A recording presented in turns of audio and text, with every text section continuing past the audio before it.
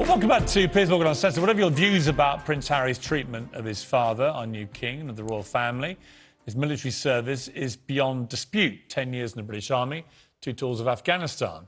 He was a war hero, but Harry won't be allowed to wear military uniform at ceremonial events marking the death of his grandmother, the late Queen. Prince Andrew, on the other hand, will be at least one of the events, a vigil.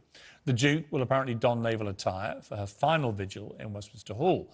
He, of course, did serve in the Falklands War, but he also recently paid a woman he claims he never met up to $10 million to make a court case involving alleged sex abuse go away. So the unpopular prince can't dress up, but the disgraced Duke can. You might be as bemused as me as to where the line is on this. I'm joined now by journalist and author Petronella Wyatt and socialite and aristocrat Lady Victoria Hervey. Welcome to both of you. Might be the poshest panel I've ever had. Thank you. I'm called Piers and I'm the least posh person here. What do you think, Lady Victoria Bowes? I don't understand it. Personally, I've got no truck with Harry at the moment. I think he behaves like an imbecile most of the times. However, I don't begrudge him the right to wear a military uniform after 10 years serving his country. And unlike his uncle Andrew, he has not been involved in a really disgraceful scandal. But he did desert his country.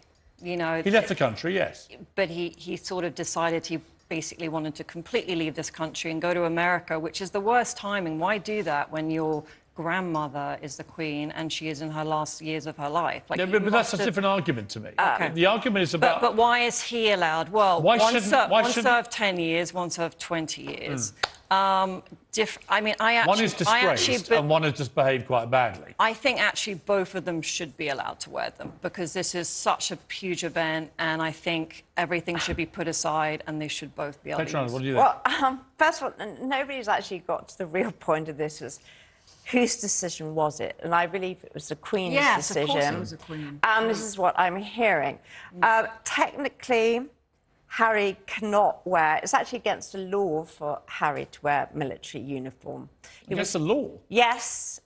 You can look it up. Yeah, it's actually against the law because he was stripped of all his military titles. And veterans, who are simply veterans, cannot wear military uniform. So my father, who fought in the First World War, could not have worn a military uniform. It was very interesting. When I tweeted, I thought Harry should be allowed to. A lot of veterans actually did reply saying he shouldn't. Actually. Well, technically he shouldn't. That Andrew was not stripped of his military titles. He was sort of forced into retiring from him. But that's semantics, isn't it? That is semantics. I just think it sticks. I honestly think it sticks in the gullet. I think of most of the British people. What sticks in the gullet? If Andrew's allowed to wear a uniform, why the hell can't Harry? Look, what sticks in the gullet? That's the bottom line. I do feel a little bit sorry for Harry, although, you know, it's a different circumstances. You know, Prince Andrew did not desert his country and go and move to America. Prince Andrew paid a woman he says he never met $10 million. Where did you get 10 million from? That figure is completely you keep saying you're the only person who says it wasn't 10 million. Harry did not desert his country. That's a ridiculous statement. He left to America as his... That's not desert. He did not desert the army. But Oprah, when even I am defending Prince Harry about something, exactly. It must be pretty unprecedented. Piers and I are very, very anti-Harry and Meghan. Right. And the thing that upsets me most about this is the ammunition it will give to the Meghan brigade. And all their mad Twitter supporters. And I think the story at the moment should be not about trivial quarrels about uniforms, but on unity and on grief. Oprah Winfrey popped up yesterday. Well, no, because... Hang on, let me finish. She popped up yesterday saying she hopes that the family, that the death of the Queen can now heal the rift in the royal family. And I'm like, she needs to stay away. I thought, are you kidding me? You're the one that started the rift. She is the reason. You enabled these two to go on national television and let them, without challenging any of their statements, let them spray gun the royals. When Prince Philip was dying in hospital, while he was literally dying, they did that interview. Yeah, well, they weren't aware that he was literally dying. Of course they knew he was dying. He's 99 years old in the hospital. Come on.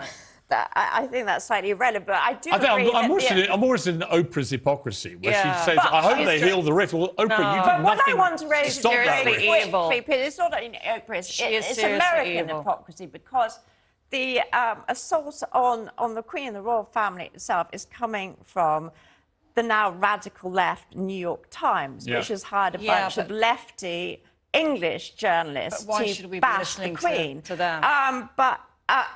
Nobody in this country is listening to them. Nobody. But what we don't want at this time are silly media stories about rifts within the royal family. Well, the problem is there are actually rifts in the royal family. When you see the four of them together in this footage we're looking at now, we all know that this footage is misleading. There's no rapprochement between No, William and Harry hate each other's guts. Right.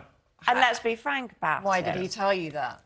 I have sources who know, but at the moment they certainly do. Is there any way back for Andrew into public life after what happened? Absolutely not. You think there is? I think gradually. I don't think it's going to happen overnight. Gradually, but he'll be dead before it happens. Well, he's not that old. He's not that old, but I can't see him. Why would he be dead?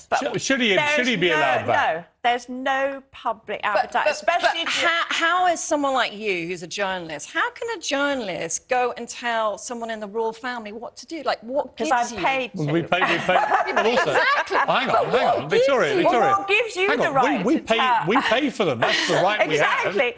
We pay for them. But what you right pay taxes. You pay for the royal family. I'm so sick of people saying what right have journalists to give their when a journalist can go, oh, well, he has to do this. Like, don't talk over each other. Here's out. my point.